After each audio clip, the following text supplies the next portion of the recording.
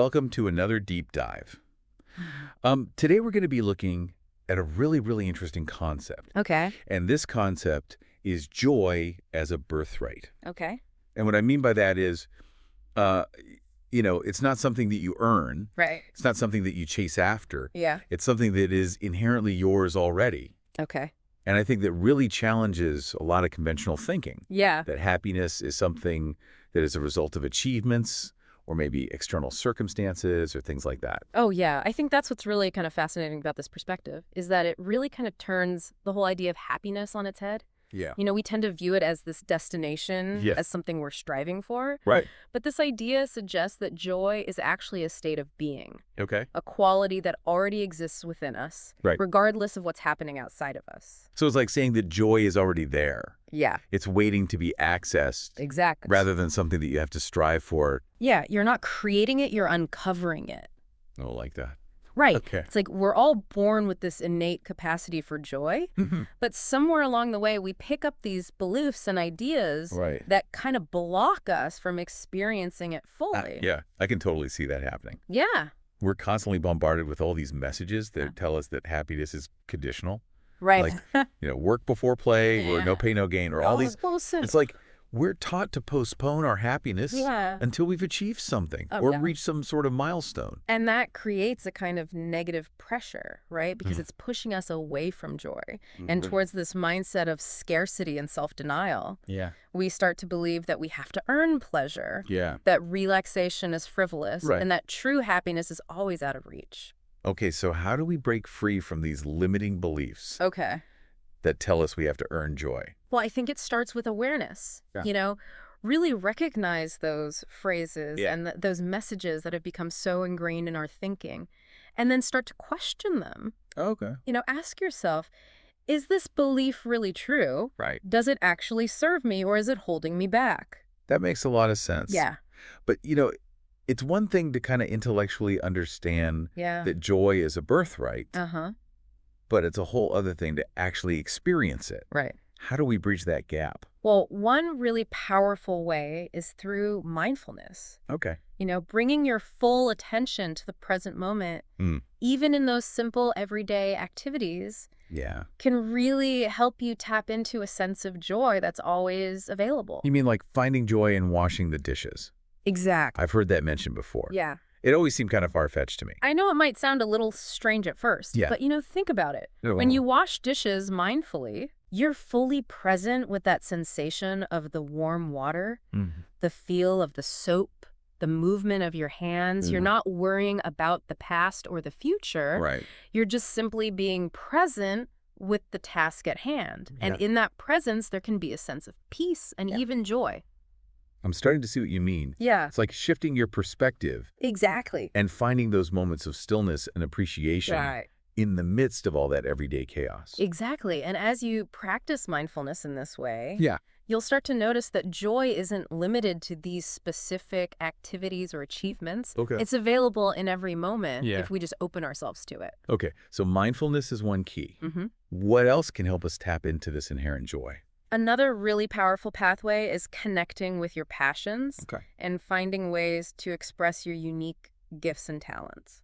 That makes sense. Yeah. When you're doing something you love, Yeah. it's easy to feel joyful and energized. Absolutely. But it's more than just personal fulfillment. Okay. When you express your passions in a way that contributes to something larger than yourself, you tap into a deeper wellspring of joy and purpose. So it's about finding that sweet spot where your personal joy Yes. intersects with service to others. Precisely. Okay. And that can manifest in so many different ways. It could be through your work, your hobbies, your relationships, even small acts of kindness in your daily life. Could you give an example of how someone might find that intersection Sure. between passion and service? Let's say you're passionate about music. Okay. You could find joy and a sense of purpose in teaching music to children, Yeah. volunteering at a community music program, or even just sharing your music with friends and family Right. to brighten their day. I see what you mean. Yeah. It's like using your gifts to make a positive impact on the world. Exactly. And when you do that, you tap into a deeper level of joy that's not dependent on external circumstances or achievements. This is starting to make a lot of sense. Good. So we've talked about how limiting beliefs can block us from experiencing joy, and we've explored mindfulness and connecting with our passions Right. as ways to tap into this inherent joy. Uh-huh. Where do we go from here? Well, I think a crucial next step is understanding that accessing this inherent joy is a journey. It's not a destination. Oh, There will be ups and downs, right. moments when joy flows effortlessly, Yeah. and others when it feels a bit more elusive. That feels realistic. Yeah. It's not like you just flip a switch Right. and suddenly you're joyful all the time. Exactly. It's more about cultivating a mindset, a way of being in the world that allows joy to emerge more naturally. Okay, so how do we cultivate that mindset? What are some practical steps we can take? Well, one thing we touched on earlier is reframing those limiting beliefs that can hold us back. Okay. So, for example, instead of seeing work before play as this rigid rule, what if we viewed it as a reminder to find balance? That's an interesting way to look at it. Yeah. So instead of denying ourselves pleasure until we finished all our work, Right. it's about finding a rhythm that honors both our responsibilities and our need for joy and rejuvenation. Precisely. Hmm. And it might also mean challenging that belief that we have to earn our relaxation. Okay. What if rest and play are actually essential components of a fulfilling life, Yeah. not just rewards to be earned? I like that shift in perspective. Yeah, Kind of takes the pressure off. It Right. makes it feel a little bit more sustainable. exactly. And when we release that pressure, we create space for more joy to enter our lives. Okay, so reframing limiting beliefs is one step. Uh-huh. What else can help us cultivate a joy-filled mindset? Gratitude is an incredibly powerful practice. Oh, wait. Taking time each day to appreciate the good things in your life, no matter how small, can really shift your focus from what's lacking to what's abundant. I've heard that gratitude can actually rewire your brain to be more positive.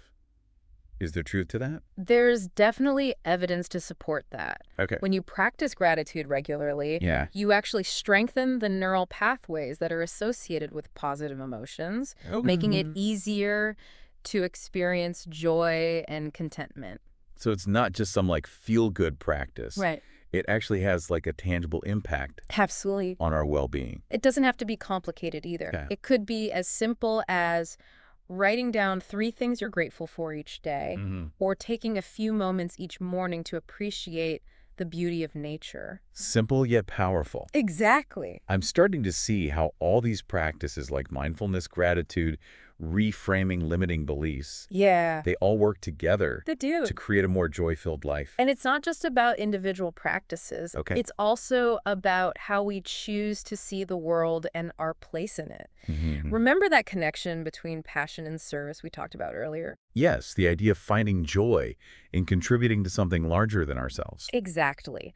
When we view ourselves as part of a greater whole Okay. and align our actions with a sense of purpose, we tap into a wellspring of joy that is incredibly fulfilling. So it's not just about seeking personal happiness. Right. It's about recognizing that our well-being is intertwined with the well-being of others and the world around us. That's a beautiful way to put it. Thank you. And when we live with that awareness, even the most mundane tasks can become imbued with a sense of meaning and purpose. Could you give an example of that? Sure. Let's go back to the example of washing dishes. Okay. Instead of seeing it as a chore, what if you viewed it as an act of service? Okay. A way of creating a clean and harmonious space for yourself and those you share your life with. I see what you mean. Yeah. It's about shifting your focus from I have to I choose to, Exactly. and recognizing the positive impact, however small, Right. that your actions have. And that shift in perspective can bring a sense of joy and purpose to even the most ordinary activities. Okay, so we've talked about reframing limiting beliefs, practicing gratitude, and aligning our actions with the sense of service. Are there any other key ingredients to cultivating a joy-filled mindset? I think it's also important to nurture your inner child. Oh, okay. That part of you that's playful, curious, and full of wonder. I love that idea. Yeah. But I think as adults, Mhm. we often get so caught up in responsibilities and seriousness Right. that we forget to make space for play and fun. That's true. But allowing yourself to engage in activities that bring you joy, whether Yeah. it's dancing, painting, playing games, or spending time in nature, Mm-hmm. can really help you reconnect with that sense of childlike wonder and delight. So it's about giving ourselves permission to be silly, Yes. spontaneous, and lighthearted, Absolutely. even in the midst of a busy and demanding life. Precisely. And when we allow ourselves to tap into that playful energy, Yeah.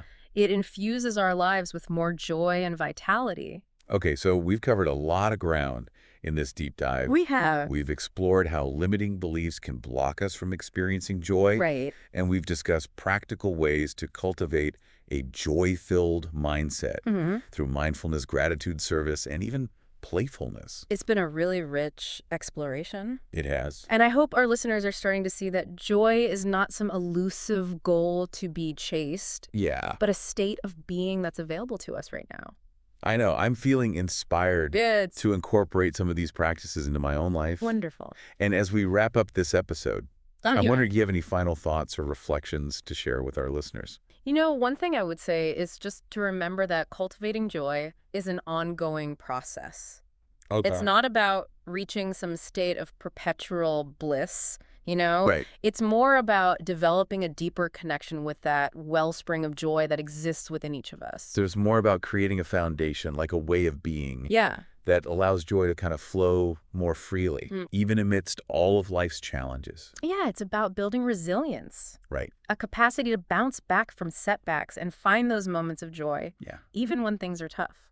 That's a really empowering message. It is. It's like you're saying that we're not at the mercy of our circumstances, that we actually have the power to choose joy, We do. even when things are really difficult.